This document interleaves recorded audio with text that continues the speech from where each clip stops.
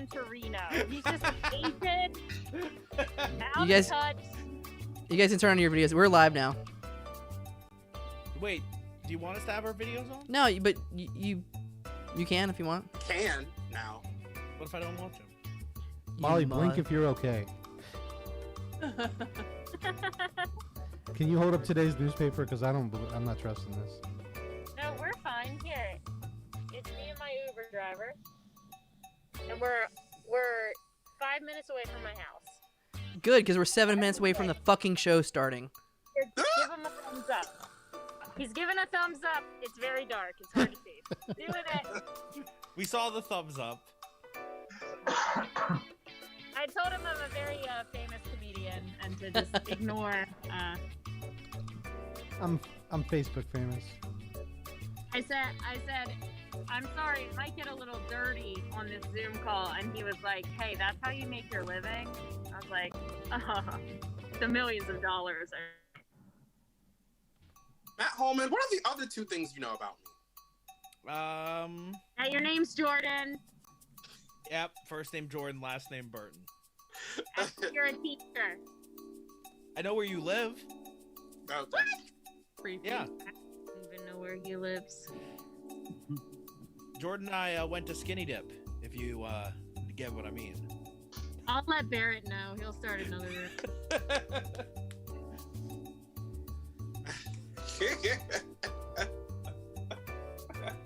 Barrett was like, I mean, I guess I can see it, but I didn't know Trip was gay. I'm wild. I'm done. I gotta come And again. me and Jeff were like, we're talking about frozen yogurt. And he's like, oh, so they got the frozen yogurt after they went swimming naked? That's a great date. Where is there to go? Right?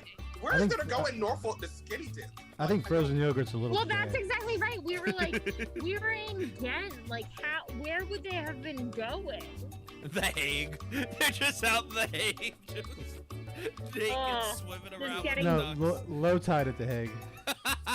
Water up to their knees. Ugh. Just getting hepatitis. I don't want to talk about hepatitis right now. I'm watching Queen's Gambit.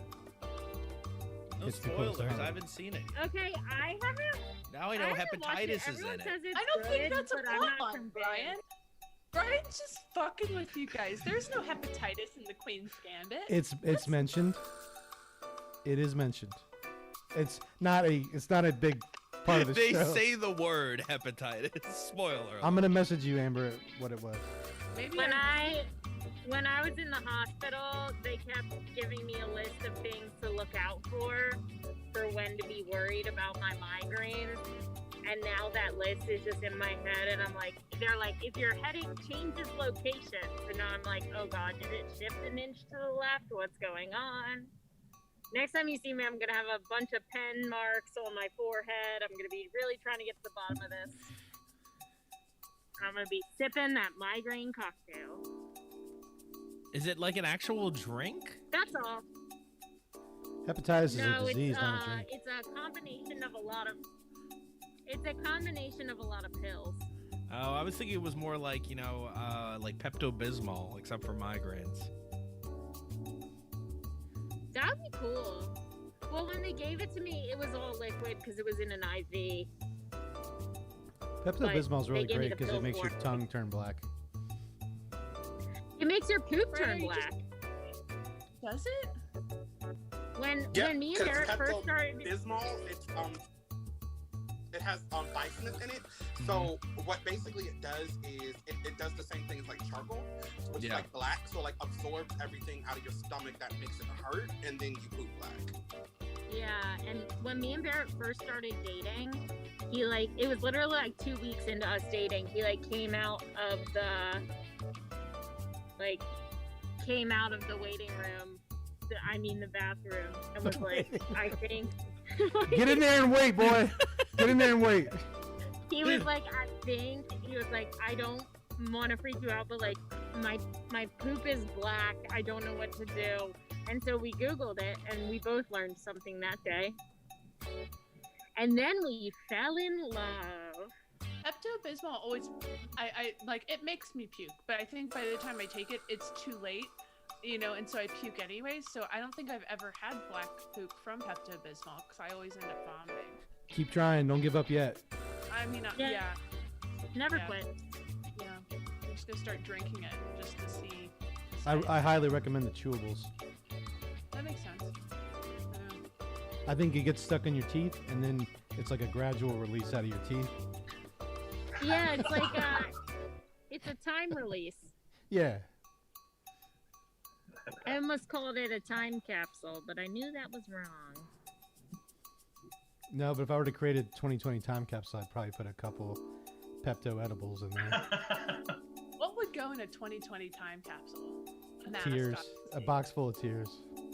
Hand sanitizer. Tiger King. Yeah, I think I just fill it with hand sanitizer. Just like pour just gallons of hand sanitizer into it. Like, just pour it in there so when someone open it up, they're like, what is all this goo? Exactly. I will put. It's not a question you want to ask. I will put Barrett's beard in there. Mm. Do you not That's like it. Barrett's beard? No, it's just very 2020. Oh, yeah. Yeah, beards. It's new. Ooh, I felt that shade. Yeah, I've got my beard. It's Who finally doesn't like grown back Barrett's out. beard? Shaved it Oh, months it's ago. right here. Right. Oh my Jordan's gosh. Thank Jordan's you beer is so the kind you paid much. money for. Mhm. I apologize for everything, and I hope you have a great night. You stay safe. Thank you for feeding the children. Yeah, Jordan, you should donate your beard to like Locks of Love for Beards, and I'd What buy if it. Molly's next performance on Real Funny is just riding around in In an Uber. Interviewing the Wouldn't that be fun? What do you That'd mean be cool. next? What do you mean next? Real funny. Get back in there, Molly. Hail him down. Get back in there. 2020 version of Taxi Cab Confessions. It stinks in here. Is that your house you walked into? 30 seconds till. waiting room? 30 seconds till showtime. Turn off your cameras. Break a leg. Thank you. Bye bye. We hold it. Oh. Turn off the video for me, Barrett. Do me a flavor. Turn off the video. Do me a flavor. Was that on purpose? Yes, Or it you was. just so flustered that you said flavor instead of favor. Oh How my do I god. turn this off? Barrett, turn off the fucking video. Leave? Do I leave?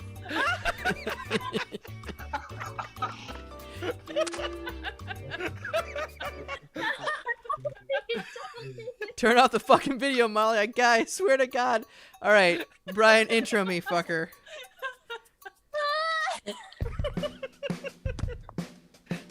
Now? Yeah, now. Live from Norfolk, Virginia on Earprov.com presents Real Funny. Your host, Matthew Douglas Cole. Hey! Yeah, of course, Brian sounds weird. Hey, welcome everybody. Should have hit in that chat. My name is Matt Cole. Welcome to the show. It just started raining cats and dogs outside, so hopefully my internet holds up. Because my internet is like the hub of this whole show. I'm live streaming through my sweet rig, but it's not sweet without power. So anyways, welcome to the show. Welcome to Earprov. Welcome to Real Funny. That's the show for tonight. My name is Matt Cole. I'm your host for this evening. If you're just joining us at the very beginning, man, you get to hear a lot of sweet ass intros, baby. So get ready. So I want to point out a few things about this show. It's called Real Funny. We'll get to why it's called Real Funny in a little bit, but just think of it as a variety show or an unvariety show or an un-stand-up show. It's just an unconventional kind of show. You're going to see 5 different performers, and they're not necessarily going to perform. They're just going to shoot the shit with you, talk real. But they are 5 performers, artists, comedians, stand-ups, just people we know and love. And they're just naturally funny. So you're going to really enjoy watching these guys on tonight. And we're doing this for a good cause. If you look right up here, I'm pointing a little bit right here. We have a goal of $300. And if you go to streamelements.com/earprov/tip and generously contribute, then your donations will go straight to the Food Bank of Southeastern Virginia and the Eastern Shore. It's December. With this show, we usually choose a charity. We've been choosing Black Lives Matter because Black Lives Matter, and it's really important to us. I want to do something, I guess, I don't know, for the kids, I guess. There's a lot of people. Yeah, thanks. Thanks for laughing at that. It's Christmas time, and there's unfortunately a lot of people who are food insecure or starving. Let's be honest out here, even in Virginia. So this is something near and dear to our hearts. And if you could really open your hearts, open your wallets, your digital wallets, and you'll even get a little treat in the form of a shout out from me, as well as a Nick Cage in the bottom corner, the bottom right-hand corner. So this is from last show. Thank you, Matt and Sarah D'Angelo, for donating. Oh, great. $6.90. I guess that's $69. Nice. And then, oh, look, and then Amber just shared the stream. So thank you for demonstrating that. If you share the stream, you'll get a different Nick Cage. I mean, these prizes are just astounding. If you like the page, you'll get something like that. So thank you, Aaron, for liking the page.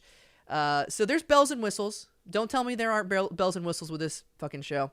And you can see right here, I'm pointing with my thumb, the top donations from all of our other shows. So, but it's not all about money tonight. It's all about love and friendship. And speaking of which, my co-host and co-producer and bestest friend in the entire world, ladies and gentlemen, Brian Garraty. Hey, Matt. Hey. Do I still sound weird? No, it's just that, you were clipping. You were screaming into the mic. It's fine. Don't worry about it. Yeah, it's hard having such a powerful masculine voice. And by the way, if you hear some of our guests laughing, we got 5 guests. They're in the Zoom room right now. I can't wait for you guys to meet each one of them. Just so we're not performing to a vacuum, I said leave your cameras on, and if they have something to shout out, you'll hear them. Mics on. What's that? Leave the mics on. Leave the fucking mics on. Yes, indeed. And thank you. Look at that, George. You'll see Jorge Mendez tonight. He's got some animals. I just want to put that out. That's the most exciting thing about tonight. You're not going to see him till the very last act, but he came on a few real funnies ago, a couple of months ago, and he welcomed us into his menagerie. He has a few reptiles tonight, including, I'll just give it away, a bearded dragon. And I'm just going to put this out there. If you like reptiles, if you like animals and stuff, ready your questions. If you had a question about what it's like to live with a bearded dragon, put your questions in the chat. My friend Brian Garraty right here, he's not just good looking and for eye candy. He's also going to be moderating in the chat so I can host this show. So if you have a question, if you have a comment, if you like this stream, chat away. We're gonna have fun tonight. Tell your friends about this chat. Let's get a kind of an audience building here. I've talked a whole lot. I think I've had a lot of caffeine. I'm sorry, Brian, but how have you been doing this week? It's been a week that's very reminiscent of the past 38 weeks. That doesn't sound good. Did you at least have something good to eat for dinner? I've been kind of gorging myself on comfort food, like buffalo wings and pizza, every night. So with the how the presidents are switching and they're calling it a transition. That's usually what they call it, yeah. Old president to the new president. Right. Transition of power. I've decided that now that there's something to look forward to when it comes to that element of our lives, that it's time to start being healthy again. Oh, come on, Brian. After months and months of quarantine, calories, and just numbing myself through food. So today I forced myself to eat a salad. Wow. And if you know me, I do. You would think, why would Brian have to force himself to eat a salad? He's kind of a salad guy. If you look at my Instagram page, it's pretty much a tribute to my salad making skills. I've eaten primarily salad for the past 7 to 8 years.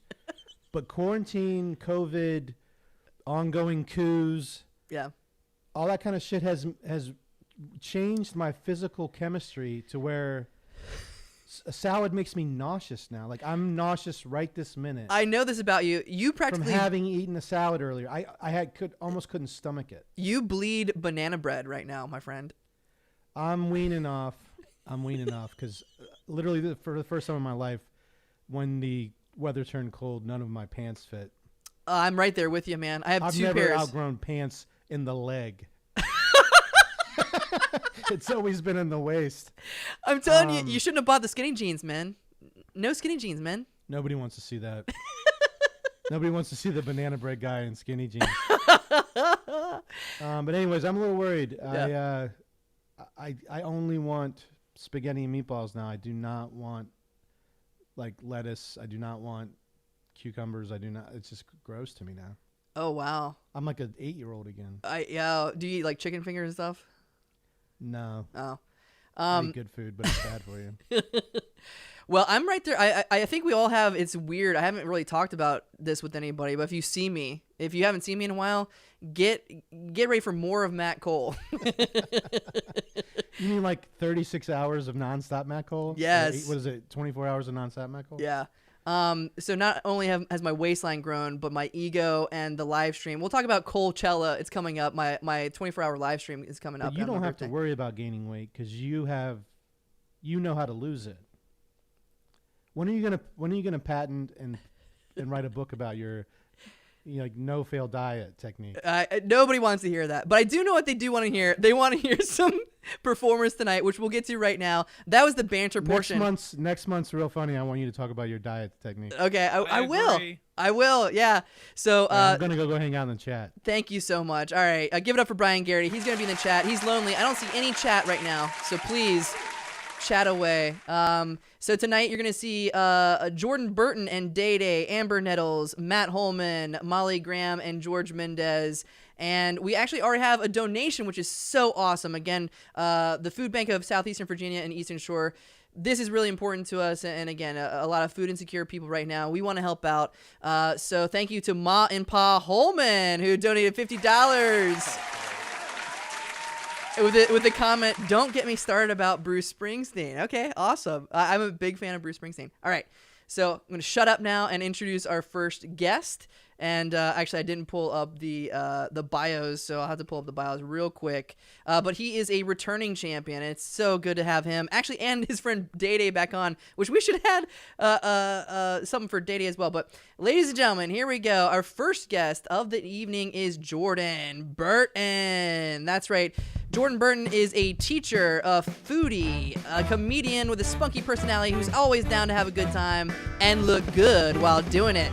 He's a regular at the Push Comedy Theater and performs with his sketch and improv comedy group, Lemon Pepper and Sazon Comedy.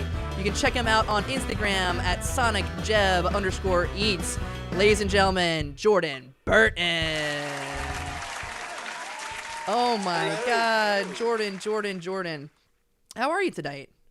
I'm good. Thank you for having me on tonight. Thank you. Oh, I actually have oh, wrong screen. Okay, I'm back to here. Okay. I did this all last minute, so right now Jordan is above me. Day Day is going to take my place in a little bit. Ladies and gentlemen, I'm going to shut the hell up. Day Day, get on in here, Day Day. Yes! Look at that. Hello, everybody. How are you? Hello. Okay, so before we start, first of all, thank you, Matt Cole, for having us on. I just want to let you know before I forget, me and Day Day are part of an all-POC improv and sketch group called Lemon Pepper and Sazon.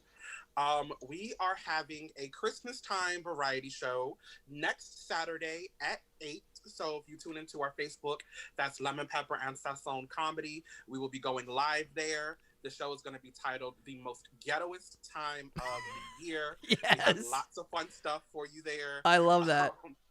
And please tune in. We're going to be taking donations for a good cause. So follow us on Instagram, LPS Comedy 757, or on Facebook, Lemon Pepper and Sazon Comedy, for more details regarding that. So before I start, I just want to talk a little bit about Day Day here. He is my group mate in Lemon Pepper and Sazon Comedy. He is a very talented actor in the area. He was doing plays before coronavirus popped her rancid coochie over stateside. He also is a very good singer. I like to call him my vocal coach. You know, I be doing runs here and there, but it ain't quite there yet. It's not performance ready. But Day Day was he was actually on the X Factor singer. You can Google it if you want to. But anyways, that's good. We're gonna have to talk about that later. But let's get into what we came to do, and let's do what needs to be done. So last time we were here, we had rated some outfits. You know, we can't really go outside sweatpants and Crocs have become the norm for fashion choices, but we do miss a nice sleigh outfits. You know, I do have a lookbook which I have not updated since coronavirus started. So, you know, I do have knowledge about fashion. If you look at my hair, I'm giving you a nice piece of, you know, gentrification with the light meeting the dark with the beard. So, you know, I know about fashion choices. My glasses are Ray-Bans. So let's go ahead and get into, you know, the fashions. Are you ready to start, Day Day? I'm ready. I am definitely ready. All right. Well, Fashion Court is in session. So first, we have, and you know what? I apologize, Day Day. Let me get you the picture so you can see who we are rating really quick. The first up, we have Miss Kate Thomas and Boom Boom. So what she is giving us, first of all, she's giving us a nice, luxurious piece of housewife here. She has on the silver-plated sandals that are just glistening. We love Kate. She is actually she's the wife of one of my favorite improv performers, Mr. Sean Thomas. We started improv together. Me and Kate, we've taken classes. Data, I just want to let you know you on mute real quick. She also has the draping flowy. She looks like she just murdered Sean and she's about to collect insurance money. I live for this outfit. It's good. Very, I love it. It's very Real Housewives of Hampton Roads. Very, I drop my kids off with the nanny, but tell my husband that I was working all day. It's very privilegey. I do feel like she's reminding me of my current tax bracket, but don't worry, I'm gonna get there, sis. I really, really do appreciate this look. It's clean. I always love a good train and drama in the back, and it's very luxurious. The blue couch is really giving me money, and I'm always here for that. And it looks like she has one of her creations in the back, KateThomasArt.com. Shout out to her. You know, I'm gonna get me a nice little luxurious piece for my bathroom pretty soon. Before she moves to Charlottesville, we are going to miss you. However, on a scale of 1 to 10, what are you gonna give this outfit right here? Honestly, I don't do this often, but I'm actually gonna give it a 10 because, you know, if you've seen what the rest of the people of Hampton Roads wears, you would know why this is 10. Solid 10. Well, you know what? I'm going to agree with you. I'm going to give it a 10 out of 10. She looks good, like she is about to cheat with the pool boy while Sean is hard at work. I love it. I live for it. Thank you, Miss Kate. Shout out to you. Go to KateThomasArt.com. Get you some good bougie arts like she has right here, looking luxurious. So next up, I'm showing you the picture. We have Miss Anna, and please forgive me if I pronounce your last name wrong, Miss Milosevic. So, you know, she's giving us a nice piece of Serbian princess. She was actually the person that appointed me the fashion columnist for the Push Comedy Theater in Norfolk, Virginia. Okay. So, you know, she knows how to spot a good look, apparently. We appreciate that. Yes. So she is giving us a nice little blouse with a pattern cut that I like. She has on this black sweater. Her hair looks nice. It's laid. Her skin is glowing. I like the jewelry. It looks good. She has on light makeup. I like the light makeup look that goes with this outfit she has on. It looks like this is a shot from the Pushy Awards. So how are we feeling about this? It's giving me really good worship leader. I see American Idol in her future. It's really clean. It's really like my father was a pastor, then he ran for city council. But I love that the red and black combo is very festive given the month. In the current Advent season. I'm not mad at this at all. She probably made straight A's in school because when you have your hair swooped like that, you definitely sat in the front of the classes. And I enjoy this look. It's very clean. It's very simple. And no complaints from me. You know what? I like it. She's giving me very teacher, you forgot to collect the homework and the rest of the class is throwing paper balls at the back of her head. That's it. That's it. That's okay, it. So lead vocalist of the Heavenly Choir. Okay. So on a scale of 1 to 10, what are we gonna give this outfit here? You know, they say 7 is the number of completion, so I think that she completed the look, and so that's what she gets from me. Okay. You know what? I'm going to score just a little bit higher. I'm going to give her an 8. I do want to point out you made a comment that American Idol is in her future. I've heard her sing. It is not. So, baby girls who are out there listening, please do not pursue a singing career. It is not for you. You look cute. All right. So let's go ahead and get into this next outfit that we have. So we have Miss Teresa Person. You have to brace yourself for this one right here because it is a lot going on. Okay. It's you know what, I like to be positive. We like to maintain a positive spirit in 2020. She's very much giving me, my son just came out of the closet and I want to be supportive. I'm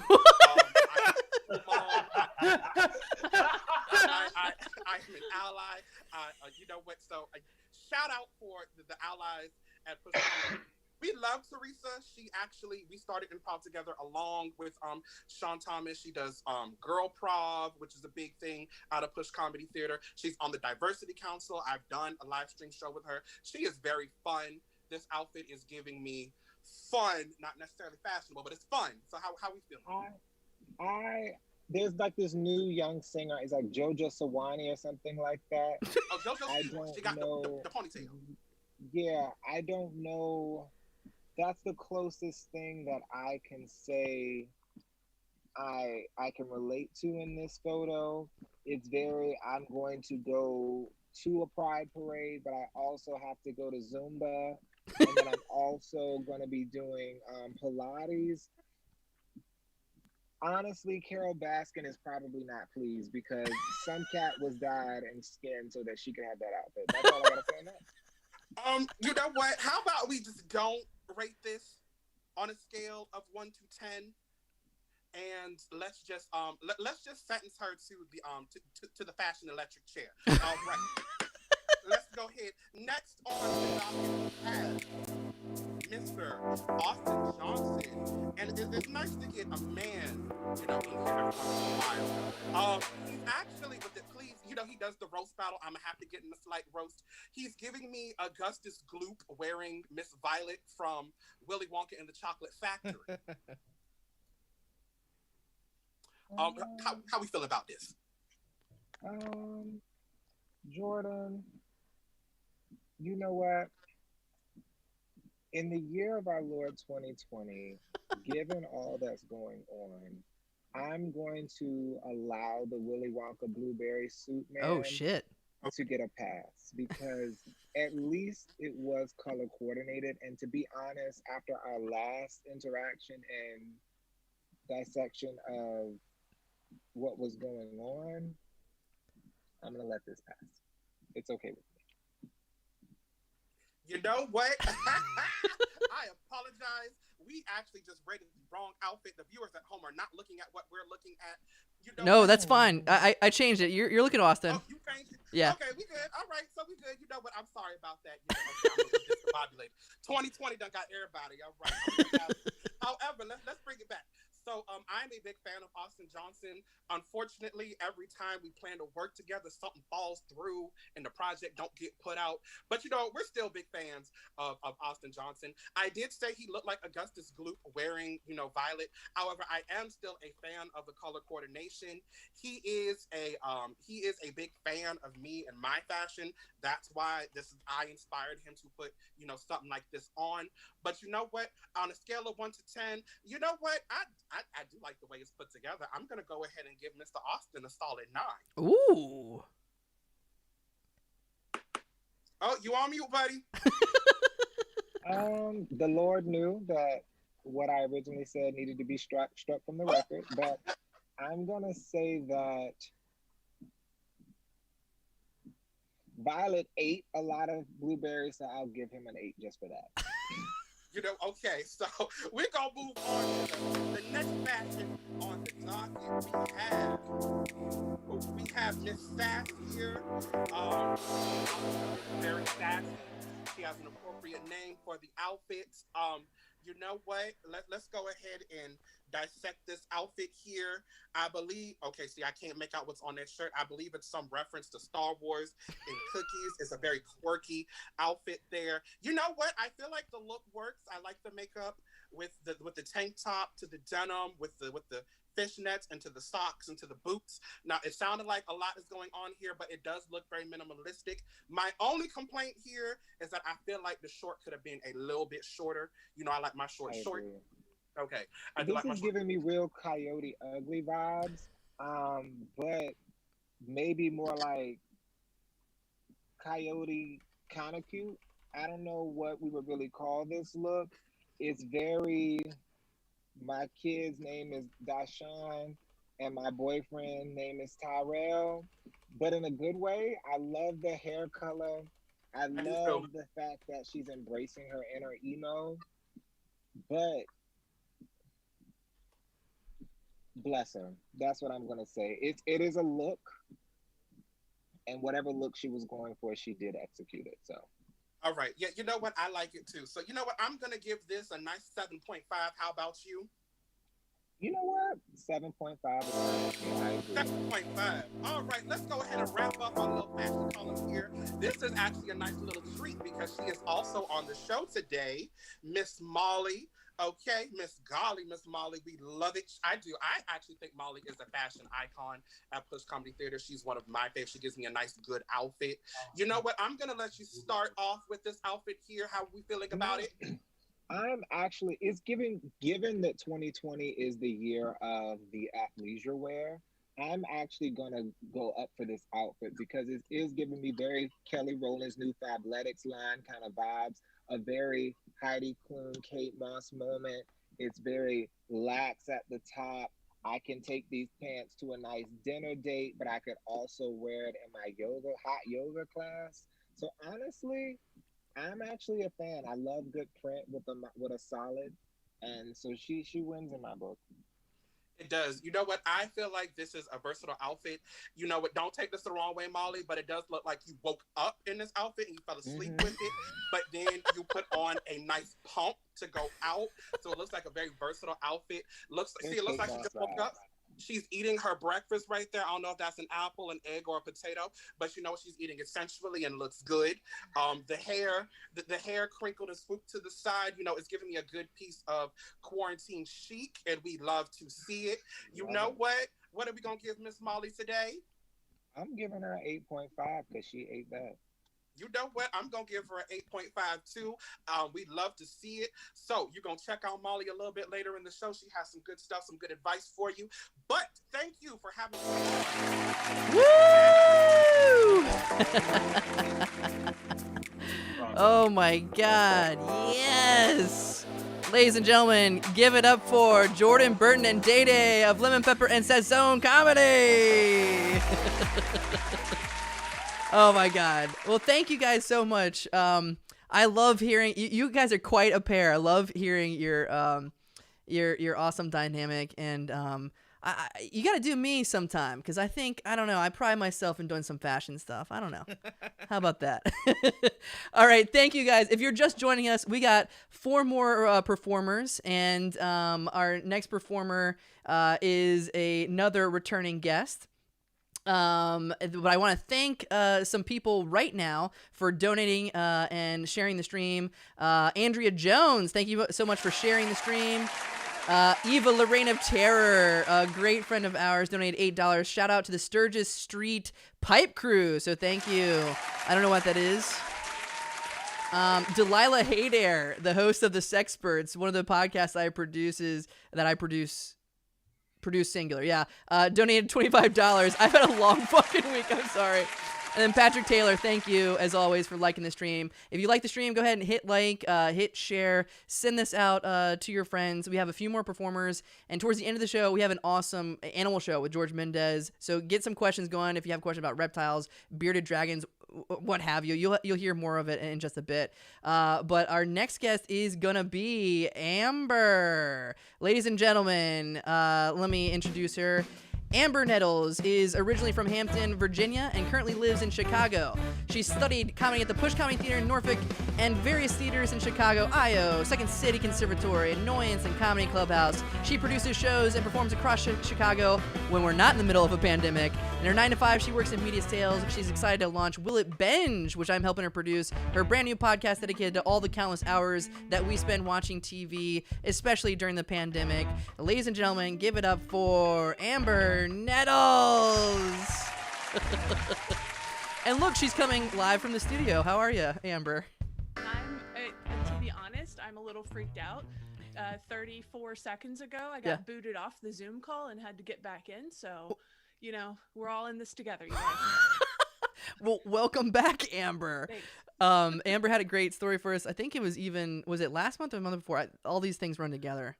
It was last month. Okay, it was last month. It seems like 5 months ago, but she's an insider. She used to do radio and stuff. Are you doing another radio thing tonight? We're going to talk about. No, you know, I really do love Real Funny because it's an opportunity to educate. And so I was very prepared to attempt to come on the show tonight to talk about something that I think more people need to be educated on, which is multi-level marketing, and how it's a scourge upon man, and how it should be outlawed, and how I see too much of it right now. However, the week got away from me, and I don't have all of my slides prepared. So this means you need to tune in next month. But I am still here, and I'm still going to tell you a story that's very important to me. Okay. All right. Well, no education. I can't wait for next month's because I also hate MLMs. But while you're here, why don't you entertain us? And if you're watching right now, go ahead and donate at streamelements.com/earprov/tip. We're already at $83 out of our goal of $300 to help out the food bank of Southeastern Virginia and Eastern Shore. But I'm going to shut up and give it up for Amber Nettles. Go for it. Well, hello. Today, I just sort of want to talk to you about technology a little bit. So I guess maybe it's educational, but not really. So let's go back to early March of this year. So before we knew what we were in for, I think first week of March or so, I was coaching my improv team after a full day of work. And I got a text message from a friend who said, "Hey, I have an extra 2 tickets to see this new show at Second City tonight. It's a Monday night. Do you want to go? Bring whoever you want." And I was like, "Sure, that's cool. I'll be out of here in an hour." So I text this guy. And this guy and I have hung out once or twice. We are adjacent to each other in the comedy sphere in Chicago. We both have projects that sort of overlap. We have met up 2 previous times to talk about projects, but then it turns into like 2 hours where you're drinking and also talking about like family stuff. And so I said, I'll text him. And I text him and I find out it's his birthday, but he doesn't have any plans, which should have been a red flag. And he agrees to meet me at this show. So I finished coaching my team, the Improvised Ghost Hunters, which we never actually got to perform. And that's a whole different story for a whole different time. But, COVID. And I book it from the Annoyance Theater to Second City. And so I had just been coaching for an hour, and we're running around because we were very physical pre-COVID days when it comes to improv. And it's March, so I'm still wearing work clothes, which include a blazer as well as a winter coat. So I'm in the Uber, spritzing perfume on me because I'm sweaty. And that's, the only thing I can do at that point. I'm talking to this Uber driver about this guy. And I said, we've hung out a couple of times. I don't really know, but also like he said yes to a last minute invite to a show on his birthday. So maybe, I don't know what's going on here. Nice dude, but I wasn't very like, oh God, I'm in love with him or anything. So I get to Second City, I see him, I say hi, we get our tickets, we walk into the room and they take us to our seats. And then I look and I realize that they had 2 extra tickets, my friend did, and I didn't ask like who else was coming. Ooh. 15 of my nerdiest friends who do like Dungeons and Dragons stuff in Chicago and improv and comedy are all lined up down this row at Second City. And I turn to Jack and I say, I'm so sorry. Because to them, it looks like I brought a date. And to him, it looks like I'm bringing him home to meet the family. So that's a great way to just start this evening. So I have to go say hi to people. So he stays there and I go say hi and I take my coat off, go say hi to this whole string of 15 nerds, come back and then squeeze past him to sit in my seat. And as I'm standing there, like getting situated, because I got my work bag, I realize my blazer is on entirely inside out, which is very easily to understand, like looking at it, be like, that girl's wearing her jacket inside out. And I just didn't notice because I was in such a rush. So I just have to look at him and be like, I have to take my jacket off. And he was like, oh, I just thought you were like very fashionable or something, which was very sweet and gracious. He's a very gracious person, and that will come into play later. So we watched the show. It wasn't particularly good, but I will mention, just to give you some environment, we're in the second city in one of the theaters, and seating is very tight there. So I'm shoulder to shoulder with this guy. He orders food, offers me, he's like, I'm getting chicken tenders if you'd like some. Very sweet, I think he buys me a beer. Throughout the show, he's a dude, so he's like growing hair, like beard wise, which, I mean, 2020 now, everybody has a beard because nobody cares. But at the time, I guess maybe he had gone 2 days without shaving. Throughout the show, I'm so close to this person that I can hear him rub his hand on his jawline, like scratching his beard hair coming in or whatever. That's how close and tight we are. And remember, I just spritzed myself with perfume because I'm so sweaty. So already I am just not loving how any of this is going, but I power through. The show ends, we leave, I go to the bathroom, I come out. Dude's very sweet. He like hugs me when I come out of the bathroom, which in retrospect was a little weird. Like, is this the time for a hug? But whatever, it's fine. So we go into the bar at Second City and we sit down. And this is just like every other time I've hung out with this guy. We sort of start talking about projects, but next thing you know, we're just talking about everything. The communication is flowing. A preview for Schitt's Creek comes on, and I say, yeah, I've been watching that show. He really loves that show, as so many white people do. And so we're looking at it, and he says, well, do you relate to anybody on the show? And I say, no, not really. That leads to a conversation about who you relate to, but also who you resemble, like in pop culture. And I'm like, I don't know. Someone has told me I look like Laura Linney. Someone has told me that I look like Janet from The Good Place. And he says, my sister's told me her friend said I look like BJ Novak. And I'm like, oh, you absolutely do, which I don't realize in retrospect that maybe that was insulting. I don't know. But remember, his sister's friend said this. Okay. So I leave. When we're leaving, there's one more red flag. I'm like, I was surprised that you wanted to come out. It's your birthday. You didn't have plans. He was like, yeah, no, this was really great because the only other thing I had going on was I was going to hang out with my ex. So, so glad I saved him from that. That was fine in general. I just wanted to give you backstory of what happens next. The next day, I'm on the phone with my friend, Mallory, who lives in Virginia, and I'm talking to her about this date. I don't know if it was a date, but I'm talking to her about this thing. So I'm a little confused, but I'm like, we had a good time. And she said, who is this guy? I explain it. And she says, well, what does he look like? And I say, well, I guess he looks like BJ Novak. She says, who's that? And I said, Ryan from The Office. And I'm saying that so everyone who is watching right now has a mental picture of Ryan from The Office when I'm talking about this dude. I'm like, yeah, he looks like BJ Novak. She says, I don't know, just send me a photo. So here's what you guys need to know. This is the education part.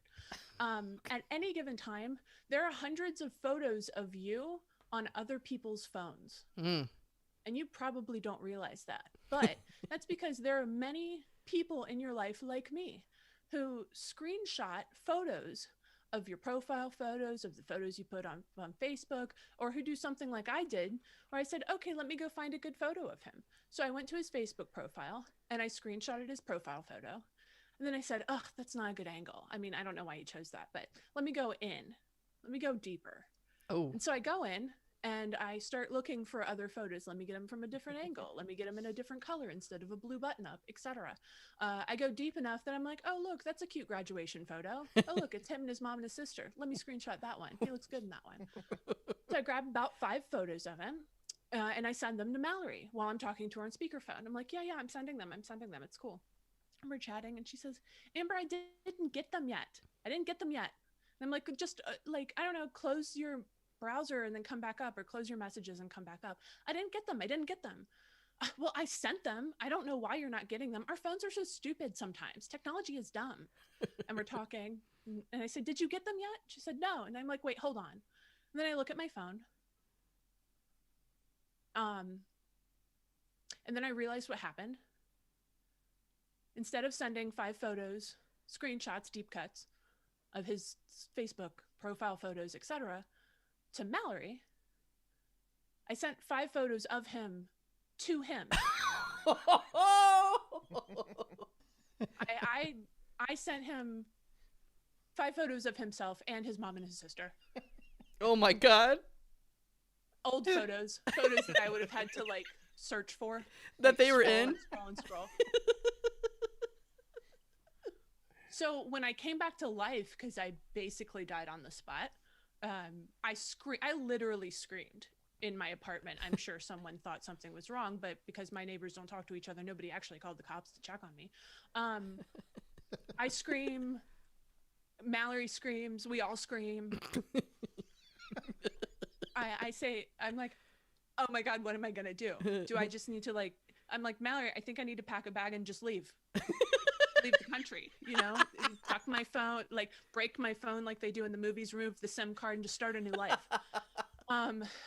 Because this is the thing, and you may think that this is not a big deal, but it'd be one thing if I sent him a nude photo, then it's like, oops, sorry, but you're welcome. It'd be one thing if I sent him one photo, just one photo. I can explain away one photo. But five photos of him and others from 10 years ago. There isn't any way to explain that. So, I think I cried a little bit, and then I'm resilient. So I went ahead and texted him again, and I said, Jack, I am so embarrassed, period. I was telling my friend that you look like BJ Novak, and she wanted to see what I meant. And oh, no, wait. I said, I was telling my friend you said you looked like BJ Novak. And here we are. And he didn't respond. Oh. So I then took a Xanax and went to bed. So the next morning, and I mean, the Xanax worked because I went to sleep. I think that I was so emotionally exhausted that I just passed out, because there was screaming. I woke up the next day and I did receive a response from him. The first one said, wait, what happened? Period. No question mark. I think it actually was period, which is not good. And then he said, I didn't say I looked like BJ Novak. My sister's friend said I looked like BJ Novak, which I thought was such an interesting distinction. Like, is he embarrassed now that I think he thinks he looks like BJ Novak? Like, that's a sign of ego or something? Because you could pick someone better. Whatever. So that's pretty much the story. I just said, yeah, my bad. And I have never seen that guy again. And this doesn't have a happy ending. Besides, I have stopped screenshotting people, or at least if I screenshot them, I don't send them. That's the thing. Don't send photos anymore because you will send it to the wrong person. And I feel like sometimes we need these little gentle reminders that at any point, at any day, something can happen where you're literally like, wow, technology is just doing me dirty, So I'm done. Thank you.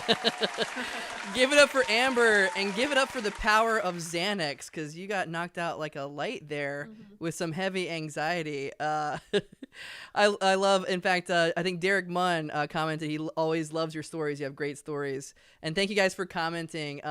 That's what the show is about. Real funny. Probably didn't set up very good in the beginning, but it could be anything from, a poem or poetry to a funny story that's never been told before. And Amber is a storyteller. She actually was the executive producer of Tell Me More Live. No, not executive producer. I assistant producer. Assist- it was what- Deb Markham's show, yeah. Okay. Anyways, some sort of Okay. producer of Tell Me More live storytelling at the Push Comedy Theater, which was an awesome show. I saw a few of those storytelling nights, and a few of them changed my life. In fact, you may have changed some lives tonight, Amber. So thank you for that. So. Thanks, bye. And thank you so much. Give it up one more time for Amber Nettles, and we'll see you next month, Amber, for the the MLM PowerPoint. You already promised the audience. All right, thank you guys. So we have 3 more performers, and they're all kind of different varieties of weirdness and different kinds of things. We've already seen a fashion show. We just got a really embarrassing, like super duper scary story. It produced anxiety in me. My heart dropped out. And thank you guys. If you have any questions or comments for our performers, we may actually get to read them live. So type them. There's a little bit of lag on Facebook Live. So type them as soon as you can in the chat, and Brian Garraty will send them to us. Randy Rose says, fucking amazing, Amber Nettles. Glad it was you and not me. Well, you know, Randy, you're such an empath. I can tell. I got to give it up to some people who are donating very generously. Let me see. The first one is give it up for Grout, who donated $10. Thank you, Grout. To the Food Bank of Southeastern Virginia. We're getting towards our goal, which is awesome. I'm really glad to see this. Aaron Lindstrom, a longtime friend of us, donated $10 and has the comment, cannabis mint. Thank you so much. Also give it up for the 16th nerd, donated $10. Somebody from your past, apparently, Amber. All right, so keep donating. Go to streamelements.com/earprov/tip. Let's keep the momentum rolling. Let's go into our next guest. And we had to do a whole sound check for this next performance. And it's going to be Matt Holman. Let's see. Matt Holman is an improv comedian and writer with an absurd sense of humor. That's an understatement. A love of pop culture and a powerful laugh. When he is not regretting most of the choices he's made in his life, you can find him talking unnecessarily fancily about pineapple cider or binge watching Jake and Amir videos for the 20th time. Find him on Facebook or Instagram at the Matster of Disaster, which is a horror to spell. But ladies and gentlemen, give it up for Mr. Matt Holman. Yeah. Hey, I think I brought my video up a little too early, but You did. That's fine. I'm That's still here. fine. You had a great joke where you were frozen, which gave me half a heart attack because I'm like live streaming and there's like rain outside my window. But never what are you mind that. talking About that. Now I'm being all herky jerky. Yeah. Thank you, Matt, and also thank your parents. By the way, I think your parents are watching this, so no pressure, buddy. It's the first time they've ever seen anything I've ever done in the 30 years I've been on this earth. That's a lie. My parents came to most of my shows. Yeah, they're awesome. I've met them. They're awesome people, and thank you for watching. Thank you for donating. What do you got for us tonight? What are you gonna do for us? So I decided this is my first real funny. Yeah, welcome. And as I was mentioned in my bio, I make a lot of choices I regret. So I figured I'd bring on 5 musical instruments that I've purchased but have never played. That's perfect. That's perfect. In a regular variety show, you would see people who have spent their life dedicated towards their act and really honed their skills with one instrument. But tonight, you get a jack of all trades, master of none, Matt Holman. All right, hit it. Okay, so I have 5 instruments that I've bought but never played. Let me talk a little bit about my musical past. I did play percussion for 6 years. I played piano for 2 pretty solidly, and then on and off for 4. I'm a great singer, as anyone knows that has seen me at karaoke. Humble. But I'm not going to do any of that. I'm not going to show off any of the stuff that I know how to do. Instead, I'm going to go ahead and pull out instruments that I've bought but never played. So, hold on. So let's start with a simple one first. I purchased this, must have been probably about 8 years ago now, and it is a rain stick. Do it again. Do it again. Play it again. Oh my God. Wait, what else is there to do with it? Yeah. You sound like a maestro. It's not even a very good rain stick because, like, you could, like, most rain sticks, like, when I used to play them back in my, like, percussion days, like, they were huge and, like, it would make it actually sound like it was raining. That really just sounds like there's rice just, like, spilling off of a bowl. is kind of how I think of it. Yeah, I was wondering one question, and actually it came up in the chat. Patrick C. Taylor says, does that count as playing it? Excuse me. Yes, it does. What else am I supposed to do? Hold on. All right, what else Is you that got? better? What Is else that you what got everyone for us? wanted to hear? Bring it on, Matt. Bring it on. What else you got? You're a master of the rain stick. I am a master of the rain stick. This is probably the most difficult instrument that I have, and so it's very good to know that I have been such a great rain stick player. A little, actually, interesting fact about the rain stick. Did you know that it's called that because when you flip it over, it sounds like rain? We just lost 20 viewers, Matt. My next instrument... and hope for the future. My next instrument is, this is called a kalimba. More commonly referred to as a thumb piano. It is a musical instrument of African origin. I actually know a lot about this one because I wanted one for years. And then about a year and a half ago, I was like, oh, cool. Well, I found one on Amazon. It looks pretty good. That's only like $80. And it has been in this zipper case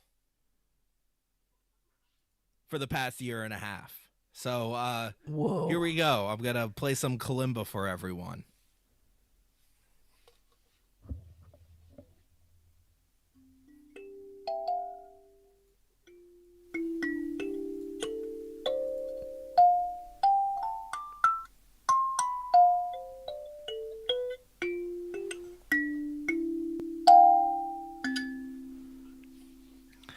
So that's the kalimba.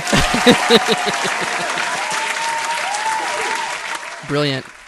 Little known fact about the kalimba, it's actually called that because it was invented by Kevin Alimba, and they shorted it. Wait, is that real? No, not at all. God, I fell for it. I feel like an idiot. You fell for it so easily. So this next instrument I have, once again, I'm just kind of burning through these. I've got this instrument. You might recognize it. This is called a melodica. Ooh. And some of you might recognize it because Jean-Baptiste, the leader of, I think is it Stephen Colbert's band that he's the band leader for Late Night? Yes. Thank you. Yeah, Stephen Colbert's band plays one of these. I am not as good as him. This one I actually purchased and I played one night until I realized that it terrified my dog. So, like, no matter where I played it in the house, I could play it in my room, like, super far away, and the dog would just start going, and whining. So I bought this maybe about 4 years ago, and I haven't played it since that night. Yes. But it's like a piano. So yeah. I played a little bit of piano, so I can probably play something on this. It is pretty loud, so I'm going to move away from the mic from this one. Okay.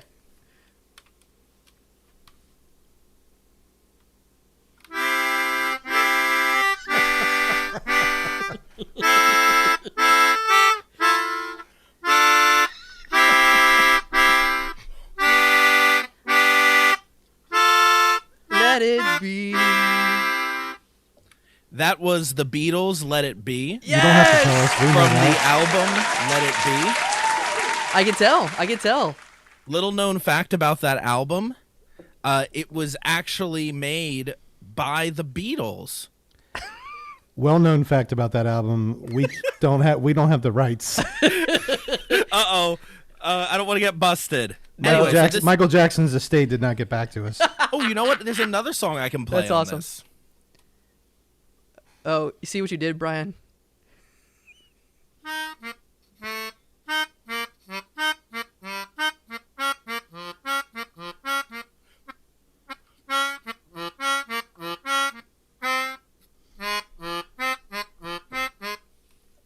That is the song Clocks by Coldplay. I learned to play that song for when I was back in high school during my marching band days. Yeah. We wanted a cool, like, popular song that we could play, and so we learned to play Clocks. Little known fact about the song Clocks, that is the only part in that song That whole song is just that part repeating over and over again. So we quickly regretted our choice to learn how to play that. Well, you know what? I love that song. I couldn't tell that's what it was. Nothing to say about your playing, but Nicholas Wow. Schonk is watching, and he liked the stream, and he said, I knew it was clocks. So good job, Holman. Yeah, thank you, Shank. I appreciate that. I have a video of Shank playing piano on my computer, and I don't know how it got there. Is that going to be one of your instruments that you play, quote unquote? No, it's just a video of him playing piano. I think maybe during one of the Couples Who Laugh Together shows. Yeah. But I found it on my computer, and I don't know how it got there. Like, I don't remember downloading it or anything like that. So thank you for that, I guess, Shank.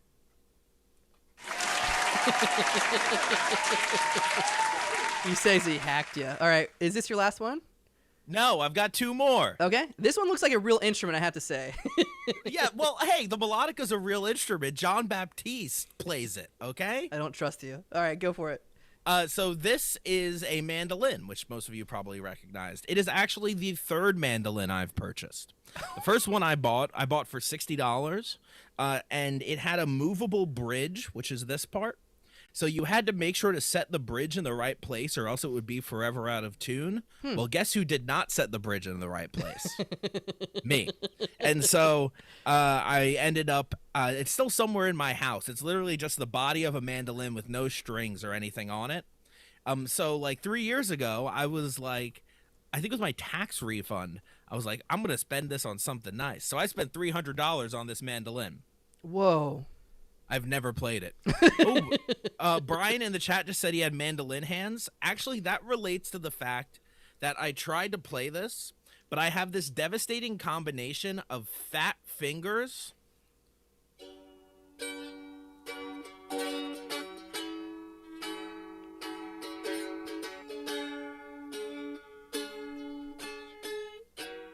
I have a really bad combination of fat fingers and then also weak fingers. Oh, no. Because mandolins are double steel strings all next to each other, and they're super tight, so you have to push down really hard. Oh, wow. And I have very weak fingers. And then also, I can't play chords because I can't put my fingers close enough together because they're so fat. Was that Ooh La La by the Faces? No, that was a G chord Oh. and then other stuff. Okay, well, that look up that song. I think it's actually the intro's on mandolin, and it sounded kind of like it. If you know that song in the comments, let me know.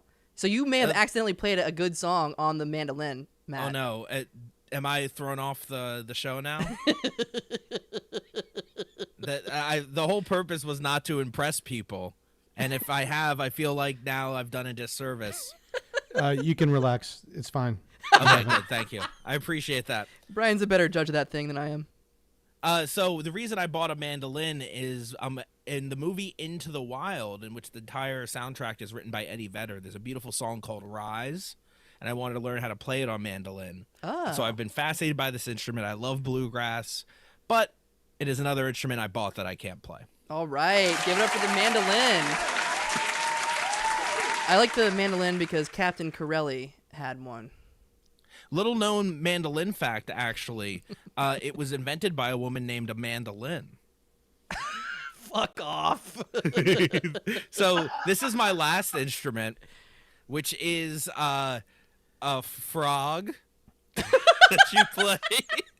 Save the best for last. The most difficult instrument I have beside the rain stick, and it makes a couple neat sounds. So here we go.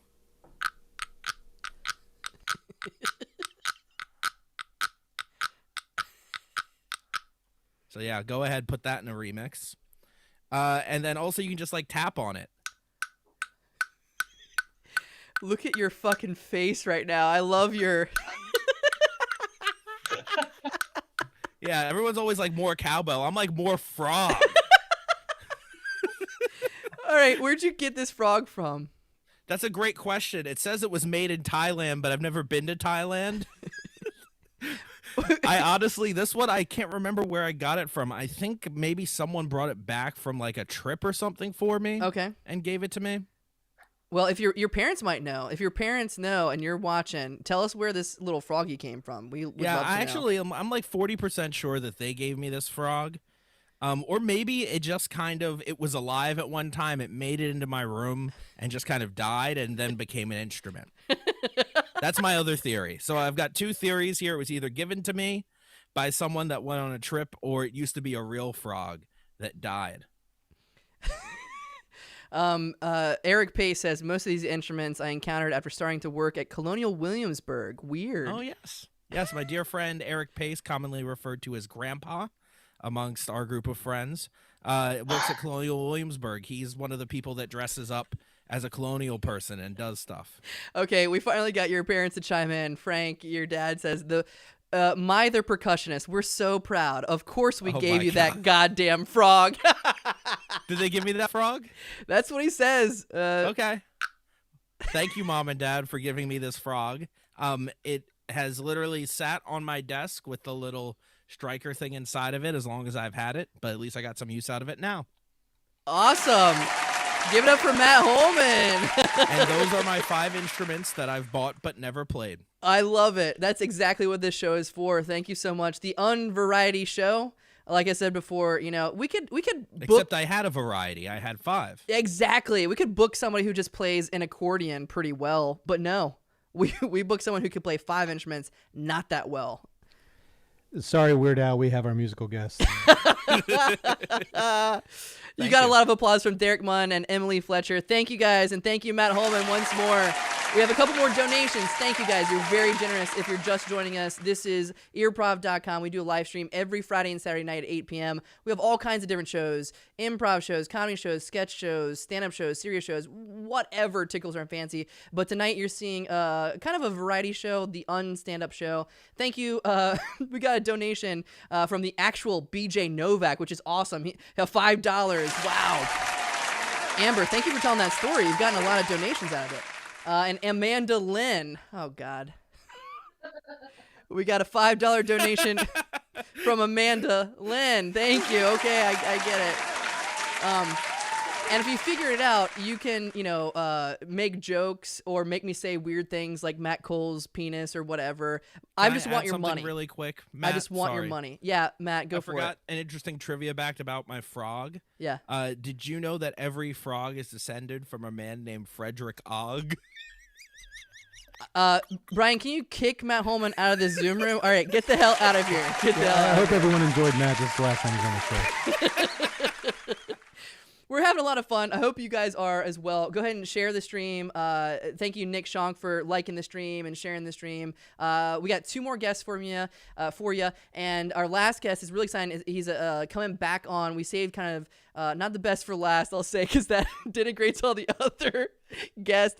But we have a really great returning guest at the very end who's got some live animals from his own house. And so if you have any questions about reptiles, bearded dragons, and you want to see one live, which you can't see in a normal, live comedy stream. I don't think so, Brian. I mean, I think we're breaking ground here.